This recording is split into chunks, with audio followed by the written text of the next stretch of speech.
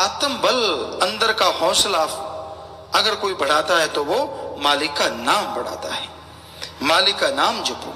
और जिनके अंदर हौसले बुलंद होते हैं, कठिन से कठिन, भयानक से भयानक रास्तों पे भी वो चलते हुए अपने मंजिल मकसूद पे जरूर पहुंच जाया करते हैं।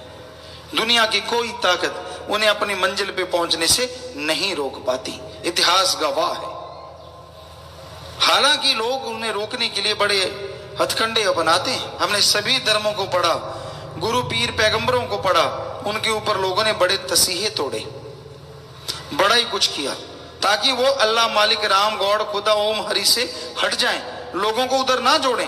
पाखंडियों ने, ढोंगियों ने, बुरे काम करने वालों ने मिलजुल के बड़े जुगाड़ लड़ाए, बड़ी लड़ाई लड़ी, लेकिन आखिर उनका नामो निशान मिट गया। और उन गुरुओं पीर पैगंबरों को आज भी लोग इज्जत सत्कार से मानते हैं और मानते रहेंगे।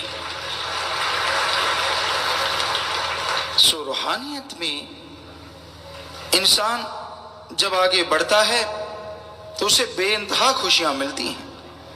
टोकने वाले टोकते हैं, रोकने वाले रोकते हैं, क्या करोगे, ये है वो है फला है, पर जो ओम हरि अल्लाह मालिक के नाम का आशिक है वो दौड़ा चला आता है, वो जरूर खुशियां हासिल करता है।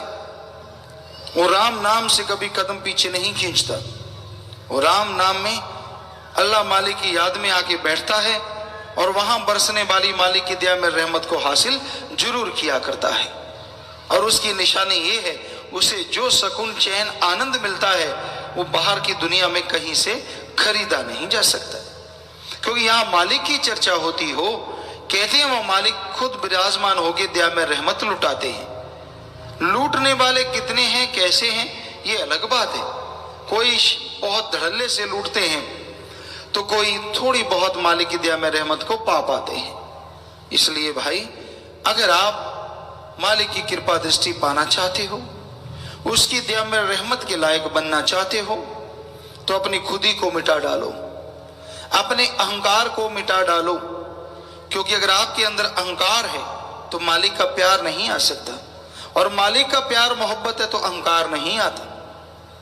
क्योंकि जिसके अंदर खुदी है खुदा नहीं, जिसके अंदर अहंकार है प्रभु नहीं। अहंकार को मिटाना है, और अहंकार को मिटाने का एक ही उपाय है, दीनता नम्रता धारण करो, अपने आप को नीचा समझो। कबीरा सब दे हम बुरे, हम तज भला सब कोय, जिन ऐसा कर मानिया मीत हमारा सोए। कि हम तो भाई सबसे बुरे हैं, कोई गुण नहीं, ऐसा कह के अहंकार ना करना।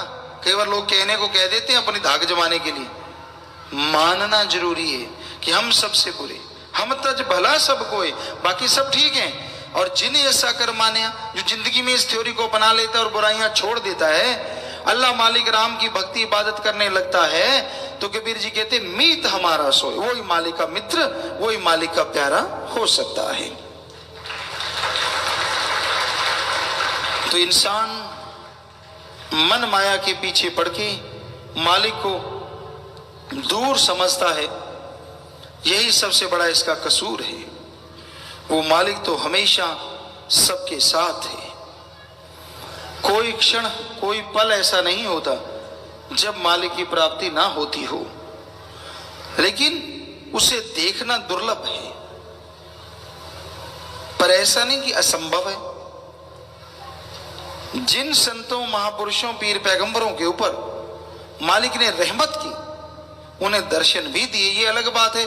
संत पीर पैगंबरों ने छुपा के रखा, क्योंकि मालिक जब दर्शन देते हैं, मालिक जब रहमो करम लुटाते हैं, तो आदमी के अंदर कोई कमी नहीं रहती, खुशियां तमाम मिलती हैं।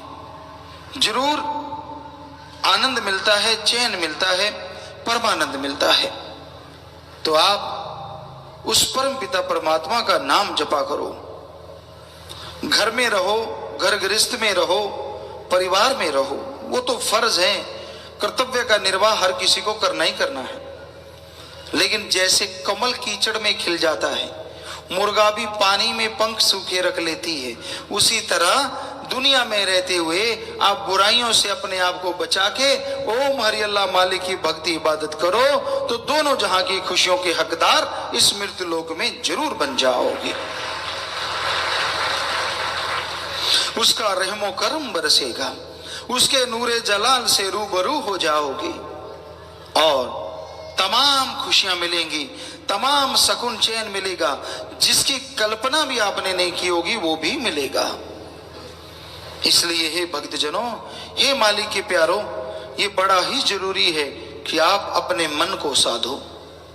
मन नफा शैतान, एक ऐसी बला है हर आदमी के अंदर जो नेगेटिव थॉट्स, बुरे विचार देती है। आप बैठे कहीं और हैं, दिखते कुछ और हैं, अंदर मामला कुछ और है। दिखने में लोग कुछ और दिखते हैं, कहने में कुछ और कहते हैं, लेकिन जब अंदर बोलने की बात आती है तो अंदर कुछ और होता है। अंदर जहर भरा होता है, बाहर से चमकीले होते हैं। आप समझ गए होंगे, कोबरा, कई तरह के सांप होते हैं, बड़े चमकीले होते हैं, बड़े अच्छे लगते हैं। काला नाग है, बड़ा उस पर डिजाइनिंग होती है, लेकिन कोई हाथ लाले काट दे तो बस काम तमाम। कोबरा है, डस ले तो काम तमाम। उसी तरह कई लोग दिखने में कुछ और नजर आते हैं, असल में बड़े जहरीले होते हैं। ये किस्में हैं लोगों की, बहुत सारी किस्में हैं इंसान की। कोई मालिक को पूरा दृढ़ विश्वास के साथ मानता है, कोई अंधविश्वास के साथ। अंधविश्वास जिसने जैसा बोल दिया वो, दृढ़ विश्वास एक बार सुना कि ये फकीर सच कहता है, कोई माई का लाल नहीं होता उसे उस अल्लाह वाहिगुरु राम के नाम से हटा सके। उस रास्ते पे चलता है और उसकी तमाम खुशियों का हकदार एक दिन जरूर बन जाता है। ऐसा इतिहास में भी हमने देखा, चाहे वो हिंदू धर्म है, श्री राम जी थे, लोगों ने दुत्कारा कि भाई ये तो सीता जी को अपने घर में बसा लिया, ये कैसा राजा है, कोई औरत किसी पराये के घर रह के आए उसे अपना ले, अगर राजा ऐसा करेगा तो बाकी जनता भी ऐसा ही करेगी। उसको नहीं छोड़ा जिसने बिना वजह 14 साल वनवास किए, उसे जिसे भगवान कहते थे, संसार ने उसे भी नहीं छोड़ा। जिसकी अग्नि परीक्षा हो गई हो उसे भी नहीं छोड़ा। संसार दो मुंह बड़ा सांप है। ऐसे हमने इतिहास पढ़ा, ईसा मसीह हुए, उनको नहीं छोड़ा। इस संसार ने पैगंबर मोहम्मद साहब हुए, उनको नहीं छोड़ा, क्योंकि वो पाखंडों से हटा के अल्लाह मालिक से जोड़ते थे। पर यकीन मानिए, सारा समाज चाहे छोड़ दे, पर उनके मुरीदों ने अपने गुरु पीरो मुर्शिदे कामिल को नहीं छोड़ा। जोर लगा लिया दुनिया ने, सगे रिश्तेदारों ने बड़ा ही जोर लगाया, आगे से आगे रिश्तेदार डाल डाल के इसके साथ मत चलो, इसके साथ ऐसा है, इसके साथ वैसा है, खूब जोर लगाया। पर जो आशिक होते हैं, परवाने होते हैं, वो रुका नहीं करते। इस बात पे हमें एक बात ख्याल में आई, क्योंकि जिन्हें परमानंद मिल जाए, जिन्हें हरि रस अमृत आबो हयात मिल जाए, वो पानी से कैसे गुजारा करें। एक बार आपको कहा कि बात याद आई, एक परवाना था और एक शमा के सामने बैठा हुआ था। दूर शमा थी, अभी जगी नहीं थी, दिन का समय था। तो परवाना अपनी तैयारी बिल्कुल वहीं टिकटिकी लगाए बैठा था, कब जले और कब, कई बार होता आपने देखा होगा, कोई कोई परवाना बड़ा तेजी से आके तड़ाक से, अभी जली नहीं लाइट के, तड़ाक से आके कुर्बान हो जाता है। तो वो ऐसे बैठा हुआ था। तो एक टिड्डी जो टर टर टर करती रहती, रात को सोने नहीं देती, उसे कुछ अलग नाम भी लेते, वैसे टिड्डी भी कहते हैं। तो वो कहने लगी, भाई तू कैसे तैयार हो रहा है? कहता मिलने जाना है अपने दोस्त से। कहते मेरे साथ दोस्ती करेगा? कहते रहने दे, तू रात को शोर मचा लिया कर, इतना ही काफी है, तू मेरे साथ नहीं चल पाएगी। कहते नहीं, मैं पक्की दोस्ती निभाऊंगी, आपके साथ रहूंगी। कहने लगे पक्का? कहते हाँ। कहता चलो ठीक है, फिर कर इंतजार, मेरे पास आ जा। इतने में शमा जलने लगी। कहता मेरी दोस्त है? कहते हाँ। कहते चल कहाँ? कहता वो सामने शमा जल रही है, कुर्बान होना है, चल मेरे साथ। कहती पागल कहीं का, ये कोई दोस्ती है? जा तू जा, मैं नहीं जाती। क्यों? मरना थोड़ा ही है। तो कहता मैंने पहले कहा था दोस्ती आसान थोड़ा ही है। तो कहने का मतलब ओम हरि अल्लाह राम भगवान से जिन्होंने प्यार किया उनकी कुलें तर गई, आज भी नाम अमर है, आगे भी रहेगा। और जो टिड्डियां टाइप होते हैं, गुमनाम आते हैं, गुमनाम चले जाते हैं, जिंदगी रूपी दिया बुझा के उनको कोई याद करने वाला नहीं मिलता, नामो नशा नहीं मिलता। इसलिए अपने अंदर दृढ़ विश्वास रखो, हौसले बुलंद रखो। अल्लाह मालिक की याद में चलते हुए आप तमाम खुशियां हासिल कर सकते हैं। मालिक ने रहमो करम बख्शा है, मालिक ने दया में रहमत की है आप पे, आपको मनुष्य शरीर दे दिया, मानस शरीर दे दिया। इसलिए इस मनुष्य शरीर का फायदा उठाओ, इसमें वो काम करो जो धर्म में लिखा हुआ है। सबसे निस्वार्थ भावना से प्रेम करो, किसी का दिल ना दुखाओ। हक हलाल कड़ा परिश्रम दशानवादी कीर्त कमाई, हार्ड वर्क करके खाओ। ठगी बेईमानी रिश्वतखोरी भ्रष्टाचार ना करो। जो ठगी मारते हैं, बेईमानी करते हैं, रिश्वत लेते हैं, हमें वो बताएं उनका धर्म कौन सा है। क्योंकि हिंदू, सिख, इस्लाम और ईसाई धर्म में लिखा है कि ऐसा करने वाले महापापी हैं, दोजख में भोगेंगे वो अपनी तमाम जिंदगी। तो उनका धर्म कौन सा है? आप बुरा ना मानना, कपड़ों से तो वो इन चारों धर्मों को ही लगते हैं। हमने देखा है दुकानदारों को ठगी मारते, बेईमानी करते, रिश्वत लेते ऑफिसरों को। सरनेम तो इन्हीं धर्मों का होता है, हिंदू, मुस्लिम, सिख, ईसाई।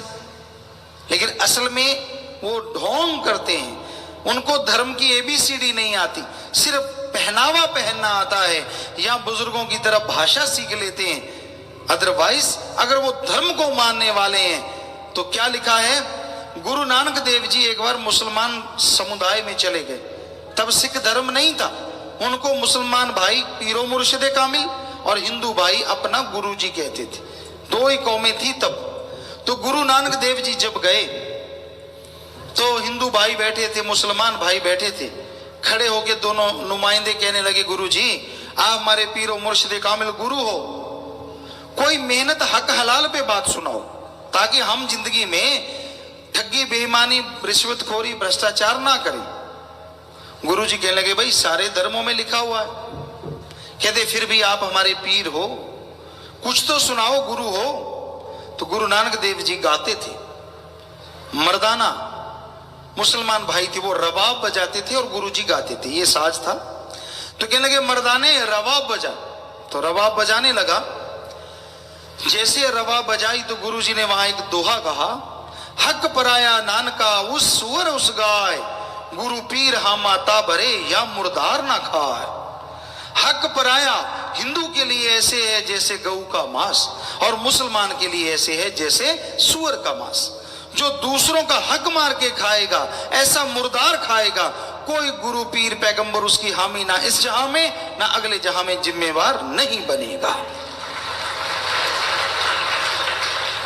तो इसलिए हक मार के नहीं खाना चाहिए, बल्कि हक हलाल कड़ा परिश्रम करके खाओगे, चाहे थोड़ा मिलेगा, उसमें जो मजा है, जो नशा है, जो खुशी है, वो कहने सुनने से परे है। उसका मुकाबला किसी से नहीं हो सकता। थोड़ा मिले पर खाओ मेहनत का, बड़ा ही आनंद है, बड़ी खुशी आती है, बड़ा ही सुकून आता है। और कहीं उस मेहनत की कमाई से आप किसी को दे दें, दान कर दें या किसी का भला कर दें, वो बड़ा ही फलता फूलता है, बड़ी खुशी मिलती है। दान करना चाहिए, सारे धर्मों में लिखा है, पर कोई सही व्याख्या नहीं बताता, क्योंकि जो खुद मांगने वाला वो कैसे बताएगा सही।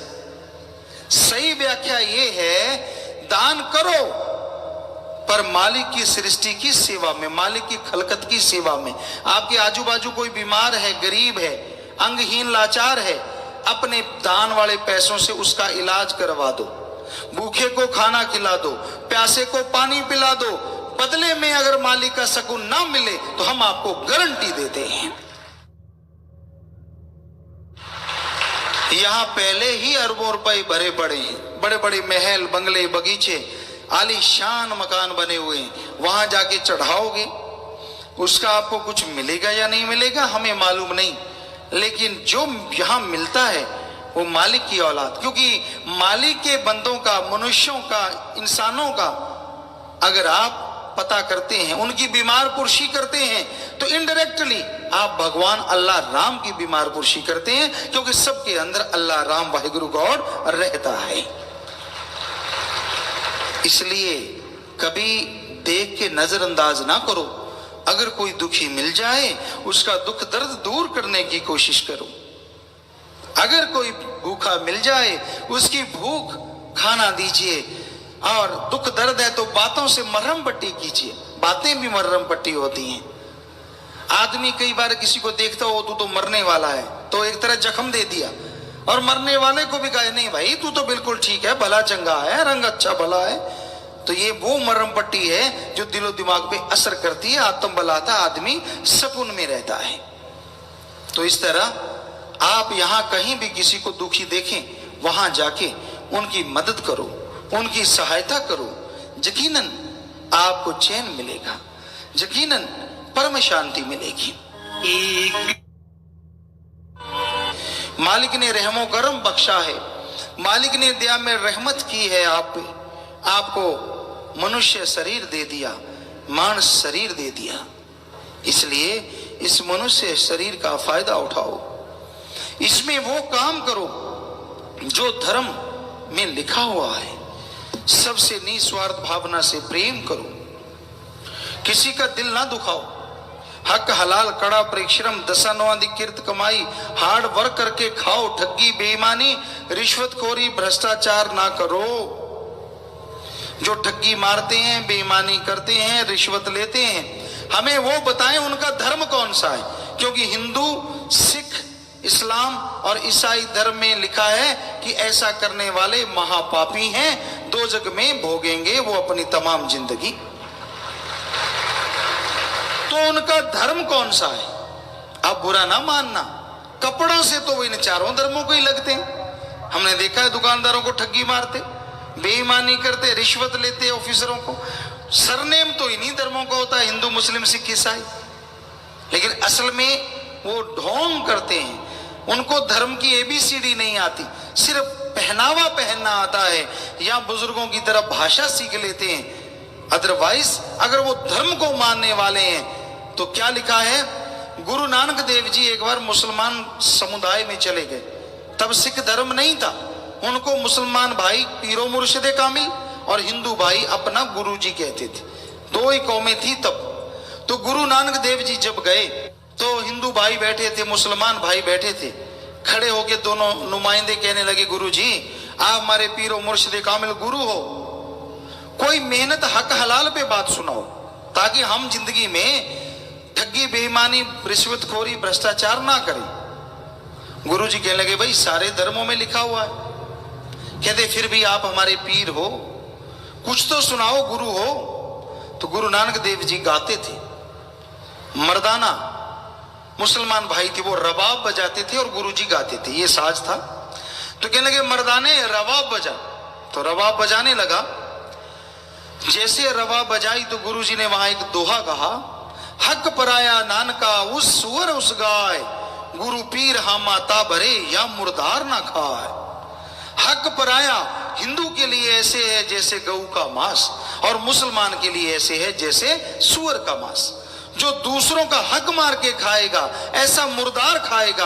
कोई गुरु पीर पैगंबर उसकी हामी ना इस जहां में ना अगले जहां में जिम्मेवार नहीं बनेगा।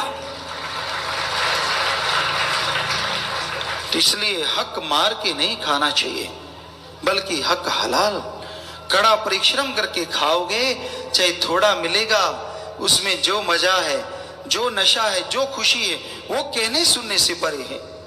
उसका मुकाबला किसी से नहीं हो सकता। थोड़ा मिले पर खाओ मेहनत का, बड़ा ही आनंद है, बड़ी खुशी आती है, बड़ा ही सुकून आता है। और कहीं उस मेहनत की कमाई से आप किसी को दे दें, दान कर दें या किसी का भला कर दें, वो बड़ा ही फलता फूलता है, बड़ी खुशी मिलती है। दान करना चाहिए, सारे धर्मों में लिखा है, पर कोई सही व्याख्या नहीं बताता। क्योंकि जो खुद मांगने वाला वो कैसे बताएगा सही? सही व्याख्या ये है, दान करो पर मालिक की सृष्टि की सेवा में, मालिक की खलकत की सेवा में। आपके आजू बाजू कोई बीमार है, गरीब है, अंगहीन, लाचार है, अपने दान वाले पैसों से उसका इलाज करवा दो, भूखे को खाना खिला दो, प्यासे को पानी पिला दो। बदले में अगर मालिक का सुकून ना मिले तो हम आपको गारंटी देते हैं,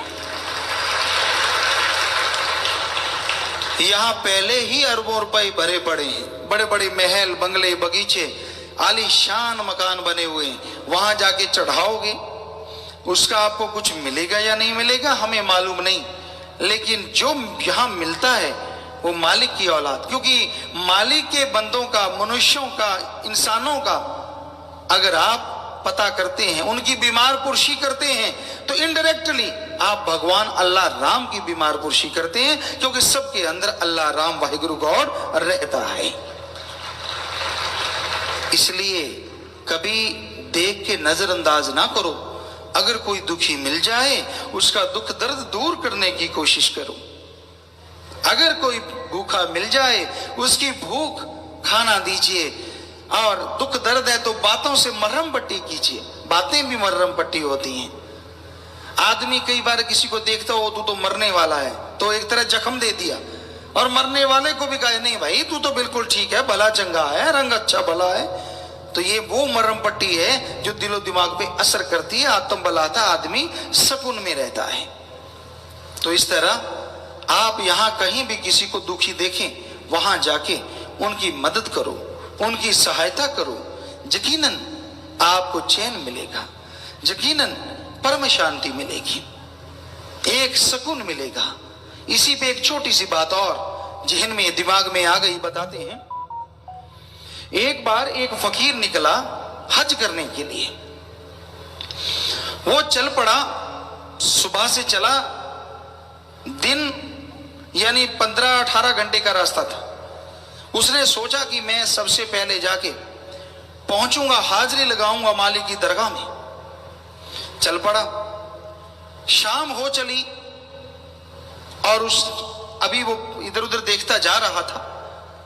बिल्कुल अंधेरा हो चला, थोड़ा थोड़ा लाइट थी, अभी सूरज छुप रहा था। अचानक उसके कानों में कराहने की आवाज आई। कोई रो रहा था, बड़ी ही दर्दनाक आवाज थी।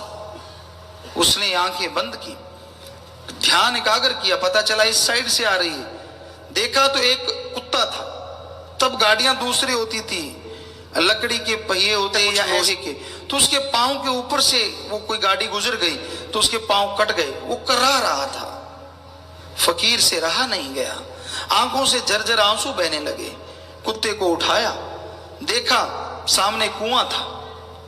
कुएं के पास पहुंचा, पानी थोड़ा गहरा था।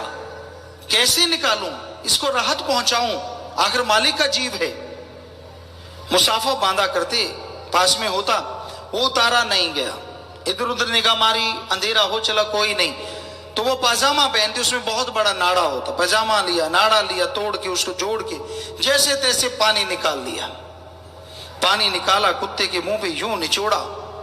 कुत्ते को के एक बार शांति आ गई, पानी मुंह में गया। फिर पानी ऐसे निचोड़ा, उसके मुंह में ऐसे किया और उसको ऐसे सहलाने लगे वो फकीर। ऐसे 2-3 घंटे कब गुजर गए कुछ पता ना चला। इतने में कुत्ते के प्राण फकीर उड़ गए। फकीर ने निगाह मारी, हो, क्योंकि पहले घड़ियां ज्यादातर तारे होते थे। आज भी कई बुजुर्ग अंदाजा लगा लेते हैं, रात को ये तारा निकला तो इतना बजा, ये है तो इतने बजे। तो उसने देखा, ओ आज में मेरा निशाना तो नहीं पूरा होगा, मैं पहुंच नहीं पाऊंगा। चलो अल्लाह को याद करते हैं, इबादत करते हैं, यहीं सो जाते हैं।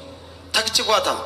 कुत्ते को संभालते संभालते कपड़े भी कहता साफ नहीं रहे, सारे खून से लथपथ हो गए, अच्छा नहीं लगता। तो दो दाके वहीं कपड़े लेट गया, बैठ गया, मालिक की इबादत की। इबादत में जैसे ही बैठा तो एक रोशनी प्रकट हुई, आवाज आई, एक खुदा के बंदे, मैं तेरा वो मालिक हूं जिसको खुश करने के लिए तू वहां हज करने जा रहा था। अरे तेरा एक नहीं कई सालों का हज, सारी उम्र का मैं मंजूर कबूल करता हूं, क्योंकि जिस कुत्ते की तूने रक्षा की है वो मेरी औलाद थी। तूने वो बीमार पुरुषी की है जो वहां सजदा करने से नहीं हो सकती थी, इसलिए मैं तेरा हज कबूल करता हूं, कबूल करता हूं, कबूल करता हूं। तो भाई कहने का मतलब, अगर इंसान के अंदर रहम रहे, दया रहे और वो दयावान बन जाए, लोगों का भला करे, यकीन मानो भगवान आपका भला जरूर करेंगे, मालिक आपका भला जरूर करेंगे। अरे कोई आदमी आपका भला करता है, आप उसे खाना खिलाते हैं। मान लो आपके बेटे को किसी ने बचा लिया, एक्सीडेंट होने वाला था, मौत के मुंह में जाने वाला था, कोई चोट लगने वाली थी, अचानक किसी आदमी ने उसको बचा लिया। बच्चा आपको बताता है कि पिताजी आज मुझे फला आदमी ने बचाया, वरना मैं मर जाता। और वो आदमी किसी और रोज आपके घर आता है, बच्चा लेके आता है कि ये आदमी था जिसने मुझे बचाया। आप उस आदमी को पहले देखा नहीं, जानते नहीं, फिर भी आप उसे रोटी खिलाते हैं, चाय दूध पिलाते हैं, बड़ा प्यार जताते। क्यों भाई, क्यों? क्योंकि उसने आपके बेटे की जान बचाई। तो अगर एक आदमी अपने बच्चे का भला करने वाले का इतना सत्कार करता है, तो जो ओम हरि अल्लाह राम की औलाद का भला करेंगे, तो क्या भगवान उनसे कुछ छुपा के रखेंगे? मांस मजदूरी देते हैं, क्या राखे भगवान?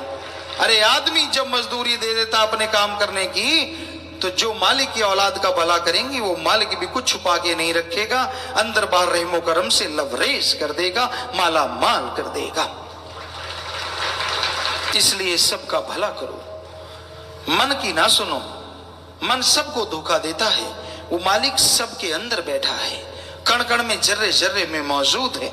इसलिए हर किसी का भला सोचना, भला करना मनुष्य फर्ज है, हमारा कर्तव्य है। इसे फर्ज समझ के करो, कर्तव्य समझ के करो, यकीनन बड़ा मजा आएगा। आप ऐसा ना करो कि कोई दुखी है तो उस पर ठहाके लगाओ। ये तो शैतानों राक्षसों का काम होता है, जो दूसरों को दुखी करके हंसते हैं। इंसानियत ये नहीं कहती, मानवता ये नहीं कहती। मानवता तो कहती है कि अगर कोई दुखी है, आपको उसका दुख नहीं लग रहा, तो कम से कम कुछ ना कुछ दुख दर्द बंटा लो, अच्छी नेक बातें करके। तो इस तरह आप ये समझो कि हर किसी के अंदर मालिक है, हर किसी के अंदर अल्लाह राम वाहिगुरु गॉड खुदा रब बसता है। किसी को तकलीफ नहीं देना, किसी को तंग नहीं करना, किसी को सताना नहीं, और किसी से ईर्ष्या नफरत नहीं करनी। क्योंकि ईर्ष्या नफरत बड़ी बीमारी है, बहुत बुरी बीमारी, जो आदमी को जलाती रहती है। आदमी खाली हो जाता है खुशियों से, और जिसके लिए ईर्ष्या करता उसको और खुशियां मिलती चली जाती हैं। इसलिए दीनता, नम्रता धारण करो, मालिक का सुमरन करो, भक्ति करो। चलते बैठ के काम धंधे तो बिगड़ते काम संवर जाएंगे, मालिक से प्यार बढ़ जाएगा, और उसकी खुशियों के हकदार एक दिन आप जरूर बन जाएंगे। तो इस बारे में जो भी महापुरुषों की वाणी आती है, आपको सेवादार भाई पवन खां पढ़ के सुनाएंगे। इस बारे में लिखा बताया है। धन धन सदगुरु तेरा ही आसरा, मोह माया में फंसे हुए जीव उसको दूर जानते हैं। वो तो सदा हाजिर हजूर है, वो अंतर बाहर सदा साथ है। वो इतना नज़दीक है कि उससे नज़दीक कोई चीज़ नहीं, वो घट घट में समा रहा है। मोह माया जाने दूर है, कहो नानक सदा हजूर है। आदमी दुनिया में फंस के ये सोचता है कि उसका मालिक बहुत दूर है। काम वासना में फंस गया, क्रोध लोभ मोह अहंकार मन माया में, भूल जाता है कि वो तो कण कण में, जर्रे जर्रे में है। अगर धर्मों की बात लें तो उस तक जाने का रास्ता दोनों आंखों के बीच की ही जगह है। ऐसे एक लाइन खींचे और एक लाइन ऐसे खींचे, ऐसे और ऐसे, जहां दोनों लाइनें काटती हैं एक दूसरे को, क्रॉस बनता है ये पॉइंट। इसको हिंदू और सिख धर्म में तो कहते तिल, ज्ञान चक्षु, 10वां द्वार, और इस्लाम धर्म में कहते मेहराब। मेहराब ये मस्जिद में कमानदार जगह होती है। उसी तरह शेख फरीद या और संत सूफी कहते हैं ये अल्लाह की बनाई मस्जिद है, और ये मेहराब यहाँ बांगे इलाही चलता है, मालिक की आवाज। और इंग्लिश फकीर इसे कहते हैं वेरी वेरी डीप स्लीप्स पॉइंट। तो ये पॉइंट है। आप देखिए मालिक तक जाने का रास्ता यहां से खुलता है। तो लोग कहते हैं मालिक दूर है, वो तो नासिका, नाक से भी नजदीक है आंखों के, इससे नजदीक तो कोई चीज ही नहीं। पर ये काम वासना, क्रोध, लोभ, मोह, अहंकार, मन माया में उलझा हुआ, नफरत, ईर्ष्या, दुई, द्वेष में फंसा हुआ, ये सोचता है कि मालिक बहुत दूर है। तो जैसी जिसकी मांग है वैसी उसको मिलती है। अगर आप हर समय यही कहते रहते वो तो दूर है, वो तो मिलेगा नहीं, कभी नहीं, ऐसा नहीं, तो एक तरह की अपनी भावना बना ली आपने कि वो नहीं मिलेगा, तो मिलेगा कहां से? और अगर आपने दृढ़ विश्वास कर लिया नहीं मेरा मालिक मेरे से दूर हो ही नहीं सकता, तो वास्तव में वो दूर होगा ही नहीं, क्योंकि वो तो दूर है ही नहीं। ये तो आपके सोचने की बात है। इसलिए अपनी भावना को ऐसी बना के रखिए, इस तरह की बना के रखिए कि वो मालिक हमेशा अंग संग है, मालिक हर समय है, हर जगह, हर पल, हर क्षण, हर किसी को देखता है।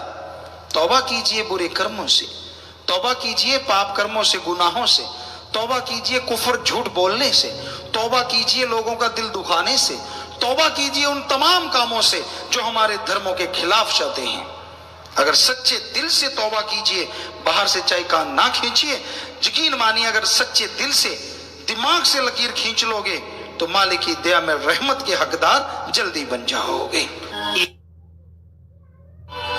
देवता फरिश्ता उसे कहते हैं जो निर्दोषों की मदद करता है और दोषियों को सजा देता है। ध्यान से सुनिए, जो निर्दोषों की मदद करता है, दोषियों को सजा देता है, उसे कहते हैं देवता या फरिश्ता। पर आज लोग उसी देवता को खुश करने के लिए निर्दोषों की बलि चढ़ा देते हैं। बताओ देवता खुश होगा? और चलो बलि देखो कैसे चढ़ाते हैं, बड़ी हंसने वाली बात है। कैसे बलि चढ़ाते हैं?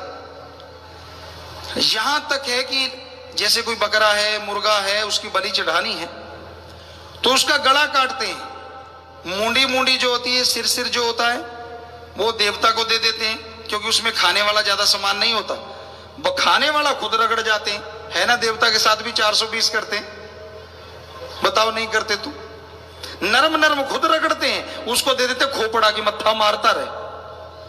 या तो पूरा चढ़ा के आओ, फिर चढ़ाना किसने है, उसका तो नाम लेना है। डिब्बा भर के लेके जाएंगे बर्फी का, मालिक तेरा प्रसाद, और मालिक बेचारा देखता अच्छा डिब्बा देगा नहीं, एक पीस निकाला तेरा, वो भी पास वाला ले जाता, मालिक देखता ही रह जाता। कहता है बड़ी टग्गी मार रहा भाई, पहले तो कह रहा था पूरा डिब्बा दूंगा, और ऊपर से तुर रहा, ये रास्ते में खाता है, दोस्तों को खिलाता है, कहता है ये तो प्रसाद बन गया। और इसे ये भी नहीं पता प्रसाद किसे कहते हैं। या तो मालिक खुद प्रकट होकर दिव्य दृष्टि डालें, या कोई उसका पहुंचा हुआ संत अपनी दृष्टि डाले या आशीर्वाद दे, वो प्रसाद होता है। वहां कुछ भी ऐसा नहीं होता, मर्जी से रखा, मर्जी से उठा के खा गया और कहता प्रसाद बन गया। कितनी हैरानी की बात। तो भाई ये मांसाहार आज विज्ञान ने भी साबित कर दिया है। हम शाकाहारी, हमारे दांत, हमारे नाखून, हमारा जबड़ा, हमारी आंतड़ी, हमारी पाचन क्रिया तमाम शाकाहारी जीवों जैसे हैं हम, मांसाहारी तो हम है ही नहीं। और आज आदमी मांस खाते खाते इतना गिर गया है, आपको अभी फोटोएं दिखाएंगे। आज आदमी का मांस खा रहा है। बहुत सारे देशों में ऐसा हो रहा है कि आदमी का मांस खा रहा है।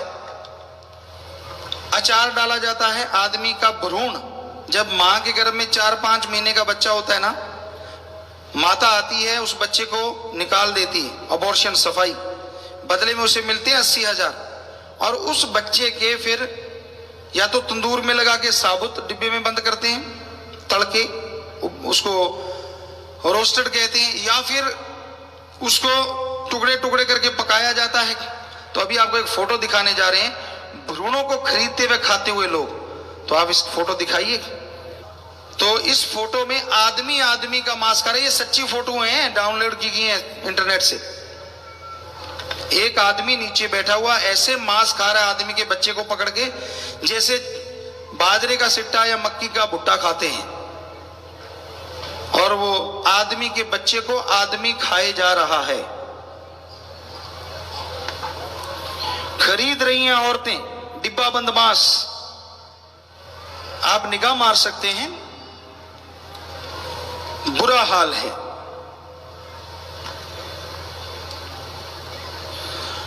अब दूसरी तस्वीर आपको दिखाते हैं, उसमें पैकेट बंद किया जा रहा है उस मांस को। छोटे छोटे बच्चों की लाशें पड़ी हैं, उनको पैकेटों में बंद किया जा रहा है इंजेक्शन लगा के, ताकि 6 महीने साल खराब ना हो। आप निगाह मारिए कितनी लाशें पड़ी हैं वहां जी। तो एक तस्वीर आपको और दिखाते हैं, जैसे अपने सब्जी टमाटर का सूप बनाते हैं, ऐसे ही आदमी के बच्चे का सूप प्यालियों में डाल डाल के दिया जा रहा है, लोग पी रहे हैं। और ये चाइना की ज्यादातर तस्वीरें हैं, चाइना।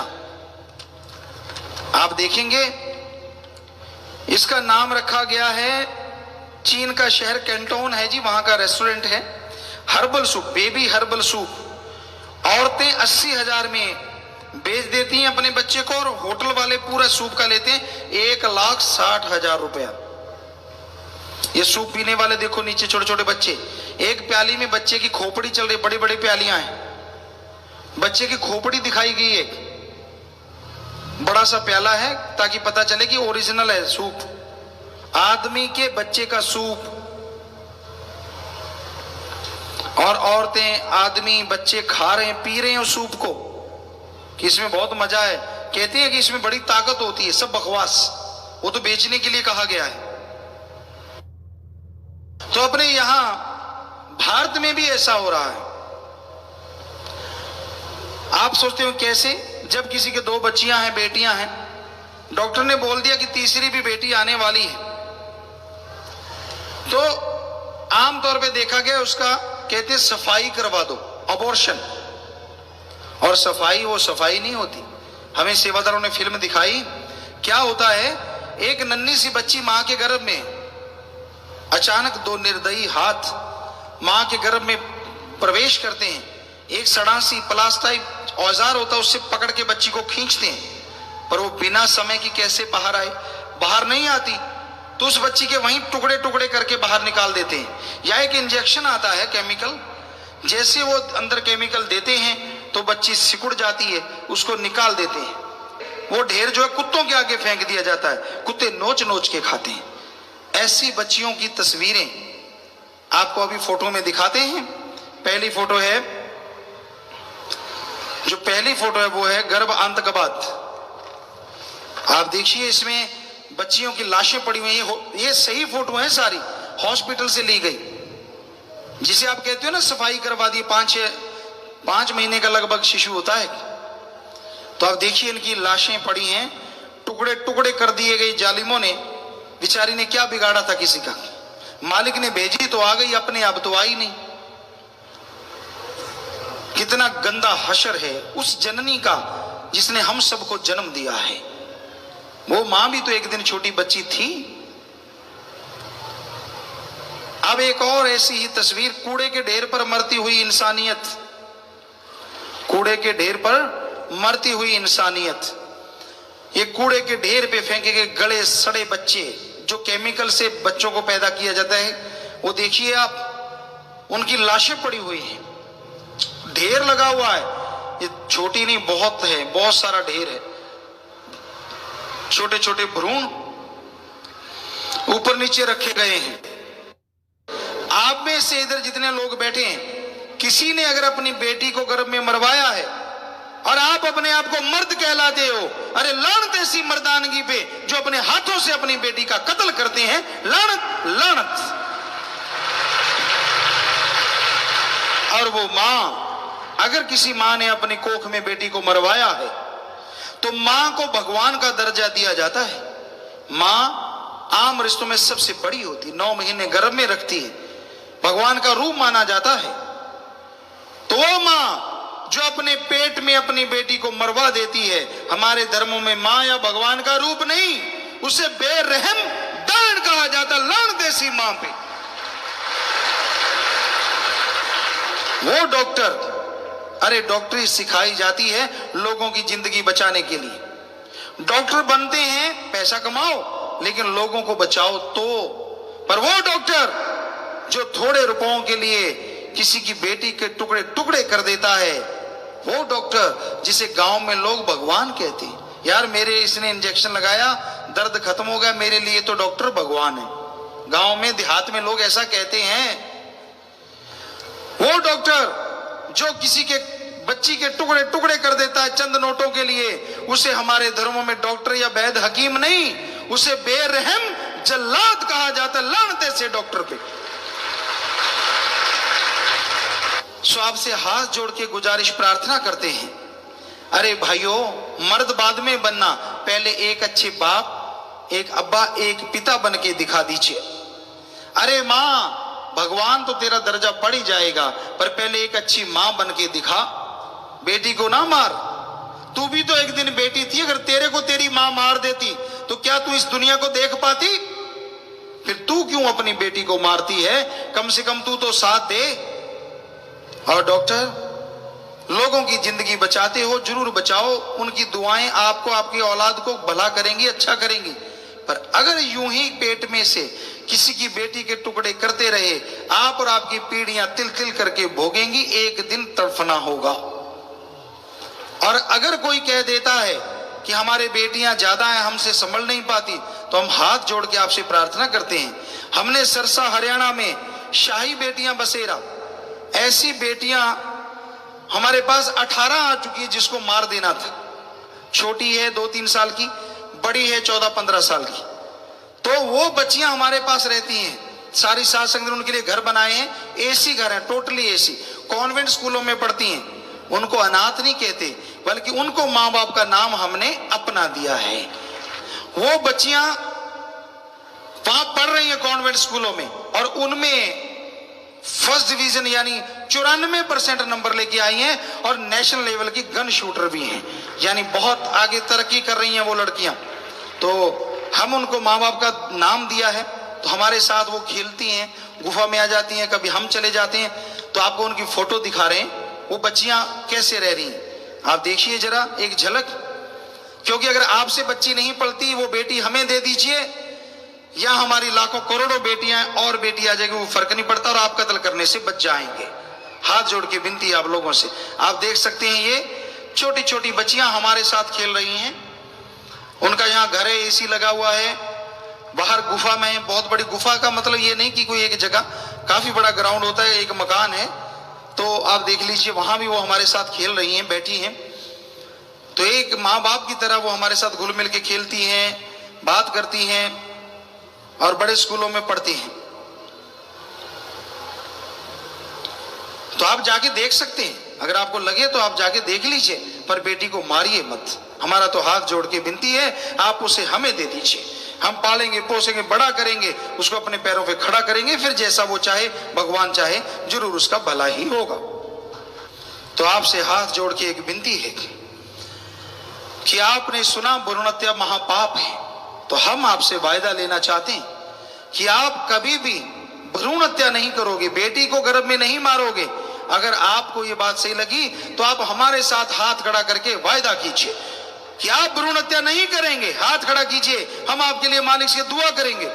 हे मालिक, दया के सागर, रहमत के दाता, जिन लोगों ने हाथ खड़ा किया, वायदा किया है कि भ्रूण हत्या बुरा कर्म नहीं करेंगे, तो इनके घर में सुख शांति देना, इनके अंदर खुशियां बख्श देना मेरे मौला। हे मेरे मालिक, सबको आशीर्वाद। हाथ नीचे कर लीजिए।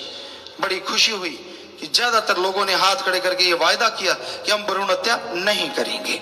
यानी तमाम लोगों ने, कोई तो क्या कहना है, सभी के हाथ खड़े थे, जो अपने आप में बेमिसाल बात है। और लोग कहते हैं गुरुजी सत्संग किस लिए करते हो? इसलिए करते हैं ताकि लोगों के अंदर से बुराइयां निकल जाएं।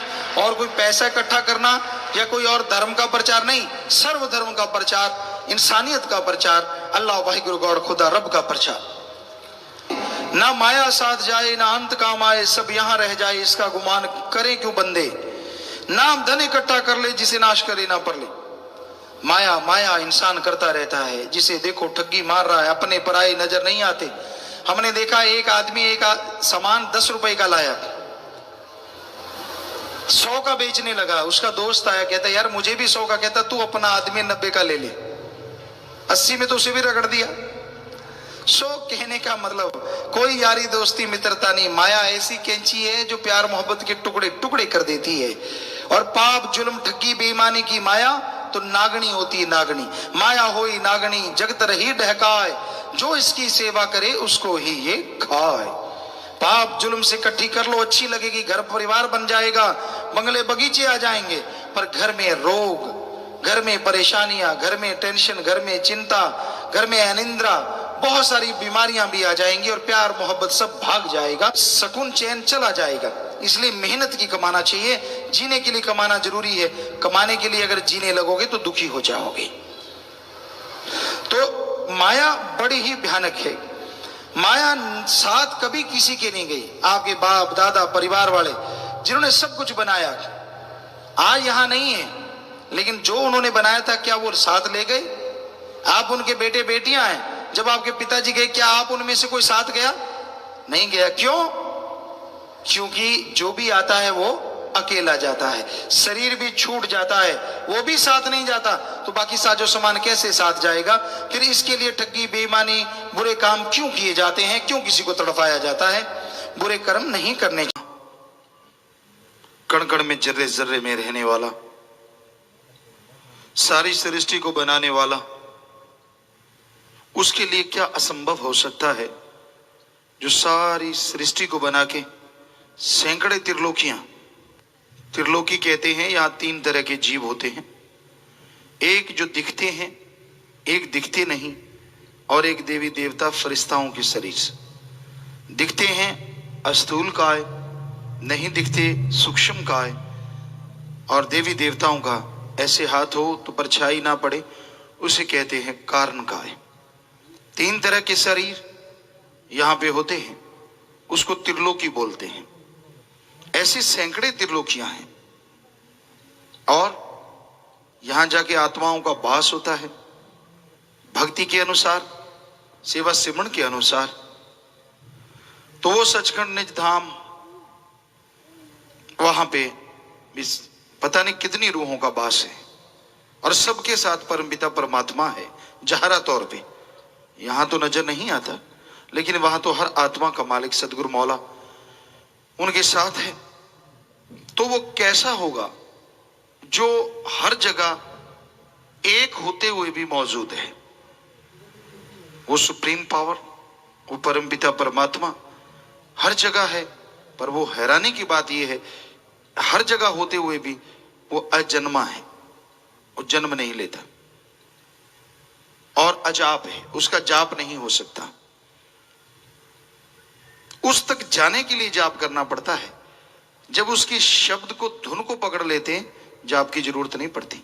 अवर्णनीय है, कोई तुलना नहीं है उसके बराबर। तो वो क्या नहीं कर सकता? आदमी के अंदर रोग पैदा होते हैं, कर्म रोग, या फिर उसके शरीर के खरीदे गए रोग। कुछ सच्चे दिल से परमपिता परमात्मा को याद करे तो जिसने ये शरीर बनाया है वो उन रोगों को शरीर में से ऐसे निकाल देता है जैसे मक्खन में से बाल निकाल देते हैं। मालूम तक नहीं पड़ता। पर बात संतों के वचनों को मानने की है। अगर कोई मान ले, सहज सुभाए फकीर कहते हैं, कहते नहीं मालिक कहलवाते हैं, और उनको कोई उसी समय पकड़ ले, बस बेड़ा पार हो जाता है। असंभव भी संभव हो जाया करता है। लेकिन वचनों की ही भक्ति है कलयुग में। मान लिया तो ठीक है, ना माना तो भरो। संत गुस्से नहीं होते कि मेरा वचन क्यों नहीं माना, दुखी जरूर होते हैं कि भाई इसके कर्म काट रहे थे, पहाड़ गिरने वाला था, लेकिन ये है जालिम, मानने को तैयार नहीं। चलो फिर क्या कर सकते हैं। तो वो अल्लाह, वो वाहिगुरु, वो राम इतना शक्तिशाली है कि सच्चे दिल से याद करने मात्र से वो इंसान की जायज इच्छाएं पूरी करनी शुरू कर देता है। तो जरा सोचिए, अगर कोई लगातार भक्ति करे, लगातार इबादत करे, तो क्या कोई कमी आने देगा? कभी नहीं, कभी नहीं। तो इसलिए उसको सच्चे दिल से याद करो, फरियाद करो। वो परमपिता परमात्मा दया का सागर, रहमत का दाता, कोई कमी नहीं छोड़ता किसी भी तरह की। तो इसलिए अगर आप उस परमपिता परमात्मा की दया में रहमत के काबिल बनना चाहते हैं, उसकी कृपा दृष्टि के लायक बनना चाहते हैं, तो ये जरूरी है आप उसके नाम का सुमरन किया करो। दिखावे की जरूरत नहीं, उसको दिखावा बिल्कुल पसंद नहीं है। दिखावे से तो समझदार आदमी भी नहीं पसीजता, उसको भी पता चल जाता है यार ढोंग कर रहा है, पाखंड कर रहा है। वो खसम जिसने सबको बनाया है वो कैसे दिखावे में आ जाएगा, जरा सोचिए। वो तो सवाल पैदा ही नहीं होता, वो तो हकीकत में यकीन रखता है। आप कैसे हैं, किस तरह के हैं, वो सब जानता है। क्या विचार आपके अंदर चल रहे हैं और क्या आने वाले हैं उसको मालूम है, आपको नहीं। आपको तो इतना मालूम है क्या आए थे और क्या आ रहे हैं, आएंगे क्या ये भी उस मालिक को पता है। तो बताइए आप उससे क्या छुपा पाएंगे। फिर भी झूठ, फिर भी कुफ्र तोलना, अपनी बेड़ी में बट्टे डालना है। तो इंसान सच्चे दिल से परमपिता परमात्मा को याद करे, उसके नाम का सुमरन करे, तौबा करे अपनी बुराइयों से। यकीन मानिए वो वैश्यों को ऐसा भक्त बना देता है जिसका नाम दोनों जहां में अमर हो जाता है। वो गिरे हुओं को ऐसा उठाता है कि उनका नाम अर्श फर्श दोनों में गूंजने लगता है। इसलिए भाई उस मालिक का नाम जपा करो। जरूरी है नाम जपना। इसी एक बात को हम अरबों बार कह चुके हैं और कहते ही रहेंगे, क्योंकि आप मानेंगे तो भी कहना है ताकि आप मानते रहें, नहीं मानते तो कहना ही कहना है। नाम का सुमरन अति जरूरी है। सेवा करो तन मन धन से, लेकिन सुबह शाम सुमरन के भी पक्के बनो। काम धंधा करते हुए थोड़ा थोड़ा जाप, लेट के बैठ के, अरे हर्ज क्या है। आप गीत गुनगुनाते हैं, किसी की निंदा गुनगुनाते हैं, किसी की बुराइयां गुनगुनाते हैं, घर का कलह कलेश गुनगुनाते हैं, उनको छोड़ के राम नाम गुनगुना के देखो, बाकी गुनगुनाने की जरूरत ही नहीं पड़ेगी, क्योंकि टेंशन गम चिंता सब मिट जाएंगे। तो सुमरन अति जरूरी है। करना ना करना मर्जी आपकी, हम तो होका देने वाले चौकीदार हैं। जो गाइड है, टीचर, लेक्चरर, उसको तनख्वाह मिलती है, वो तनख्वाह की वजह से पढ़ाता है कि भाई मेरे चैप्टर ना रह जाएं। मैंने तो अपने चैप्टर, अपने जितने भी अध्याय हैं वो पूर्ण करवा दिए। आगे बच्चों के हाथ ऊपर है, वो फॉलो करते हैं कि नहीं, उन पे चलते हैं कि नहीं। रूहानी संत पीर फकीर तो मालिक की रहमत के काबिल बन चुके होते हैं, उनको उनका मालिक करवाता है, तो वो भी सारे चैप्टर जिंदगी के जीव को समझाते रहते हैं। और यही कहते हैं कि मुख्य चैप्टर अगर आप पास कर लो तो बाकी सारों में आप जरूर अव्वल आओगे। और मुख्य चैप्टर बचनों पे रहो, सेवा सुमरन करो, तीन ही तो बातें हैं। अमल करके देख लो, 12-25 होगा, कमी नहीं रहेगी। देखो हमने कहा कि ये पूछा करो कि आज सुमरण किया कि नहीं। बहाना देखो मन ने निकाला, कहता मेरा तो मालिक को पता है। बता, इससे बेशर्मी कोई और हो सकती है? ये तो हमने बोला ही नहीं कि आपने आगे से ऐसे कहना है, सिर्फ ये कहना है आज सुमरण किया, कोई पूछ ले कितना तो वो भी बताना है। ये तो बोला ही नहीं कि ये मालिक को पता है। मालिक को तो फिर सारा ही पता है। तेरा अगर चिट्ठा खोल दिया तो जीने के काबिल न मरने के काबिल। तो अच्छा है कि उसको ऐसा ना बोल, कहीं वो खोलने लग गया तो उसने तो तेरे से खुलवा लेना है। ये पुर्जा हिला दिया, सबको बोल बोल के बताएगा, फिर क्या करेगा। तो अच्छा है सही से मान जाया कर कि आज नहीं किया, शर्म आती है तो अगले दिन कर ले, लेकिन बहाने ना ढूंढ। तो ये बड़ी हैरानी है मन की। ना सुमरण करना, सत्संग नहीं सुनना, अमल नहीं करने के लिए हजारों बहाने, तरह तरह के। हम तो हैरान रह जाते हैं। इतना शातिर बन जाता है आदमी जब मन हावी होता है। सुमरण नहीं करना, भक्ति नहीं करनी, तो भाई सुमरण करो, सेवा करो, मालिक से मालिक को मांगते रहो, त्यागी बनो, घर गृहस्थी बनो, कहीं भी रहो, काम धंधा करो, खाली है, जैसे भी जिस भी स्थिति में आप रहते हैं, लेकिन मालिक का शुक्राना करते रहो। अरे डरो उससे, और किसी से ना डरो चाहे, पर उससे डरो, क्योंकि वो ऐसी सुप्रीम पावर है। वो राई को पहाड़ और पहाड़ को राई बनाते इतनी देर भी नहीं लगा था। इसलिए उससे तो कम से कम डर के रहो, उसकी तो भक्ति करो, उसकी तो इबादत करो। घर में राम नाम जपो, खाना सुमरण करके बनाओ, काम धंधा करते सुमरन करो, ताकि जो कार्य आप कर रहे हैं उसमें बरकत आए। खाना जो खाए उसको मालिक की याद आए। वो ऐसे ना करो, उससे खिलवाड़ ना करो, वरना आपकी जिंदगी खिलौना बन जाएगी, फिर ना जीतेगे ना मरते के, क्या फायदा ऐसी जिंदगी का। तो इसलिए मालिक से मालिक को मांगो, सुमरन करो, तौबा करो अपनी बुराइयों से, राम नाम जपते रहो, खुश रहो, यही मालिक से दुआ करते हैं। और मालिक सबको खुशियां दे, यही मालिक से अरदास करते हैं, प्रार्थना करते हैं। तो भाई करने वाला मालिक और मानने वाला इंसान है।